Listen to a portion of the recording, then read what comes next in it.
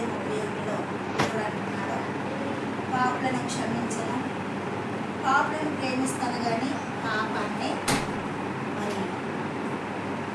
పాపాన్ని ప్రేమించను అంటున్నాడు. పాపులను క్షమించడం, పాపుల ప్రార్థన.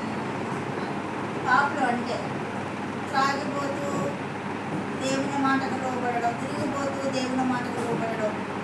మరి వారి ప్రార్థన కూడా వారు ప్రార్థన చేయరు, లోకాశంతో నింపబడి ఉంటారు కాబట్టి వారి పాపాన్ని ఒప్పుకుంటారు కాబట్టి ఆ పాపుల మొర నేను వినను అంటున్నారు యేసయ్య. అదే ఎద్రా చూడండి, మరి విధేయత గలవాడు, దేవుని యందు భయభక్తులు గలవాడు, మరి పాపాలు ఒప్పుకుంటాడు, మరి పశ్చాత్తాపం పడతాడు, దేవుని మందిరంలో దేవుని ఎదుట పాపాలు ఒప్పుకుంటాడు ఎజ్రా.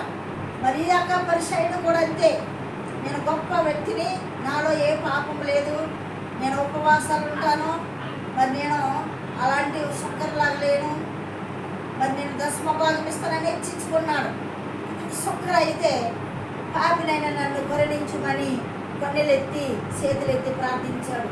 మరి నువ్వు నేను ఎజ్రాల శంకరుల పాపాలు ఒప్పుకునేవారుగా ఉండాలని దేవుడు కోరుతున్నాడు. ఈ యొక్క శ్రమ దినాల్లో మన పాపాలు ఒప్పుకొని తిరిగి పాపం చేయకుండా మనము రక్షించబడి మారు మనసు పొంది దేవుడి బిడ్డలుగా ఉండాలని దేవుడు కోరుకుంటున్నాడు. అలాంటి కృప నీకు నాకు కలగాలని ప్రార్థిద్దాం. ఈ వాక్యం దేవుడు దీవించుగాక. సబ్స్క్రైబ్ చేయండి, లైక్ కొట్టండి, అన్న మినిస్ట్రీ గురించి ప్రార్థన చేయండి. ఆమేన్.